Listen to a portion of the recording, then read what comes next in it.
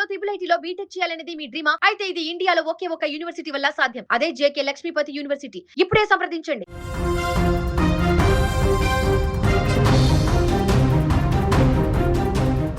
భక్తి పారవశ్యంతో పుణ్యక్షేత్రానికి బయలుదేరిన ప్రయాణం అర్ధాంతరంగా ముగిసింది.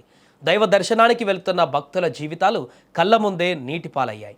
మహారాష్ట్రలోని పండరీపూర్ సమీపంలో చోటు చేసుకున్న ఈ ఘటన స్థానికంగా తీవ్ర కలకలం రేపింది. భక్తులు ప్రయాణిస్తున్న వ్యాన్ అదుపు తప్పి వ్యవసాయ బావిలో పడిపోవడంతో మృత్యు ఘోష మిన్నంటింది. ఈ విషాద ఘటనలో ఇప్పటి వరకు 14 మంది ప్రాణాలు కోల్పోయారు. ప్రాణాలను అరచేతిలో పెట్టుకొని ప్రయాణం చేస్తున్న భక్తులు క్షణాల్లోనే జలసమాధి అయ్యారు. ఈ ఘటన ఆ ప్రాంతంలో తీవ్ర విషాదాన్ని నింపింది. మృతులంతా పండరీపూర్ దర్శనం కోసం బయలుదేరిన భక్తులు.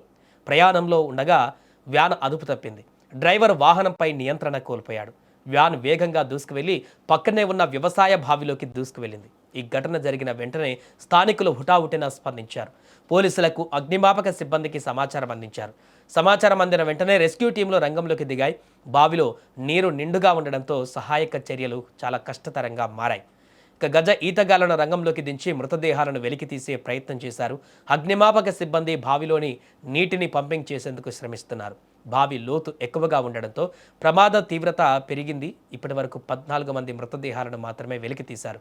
వాహనంలో ఇంకా ఎంతమంది ఉన్నారు అనే విషయంలో స్పష్టత లేదు.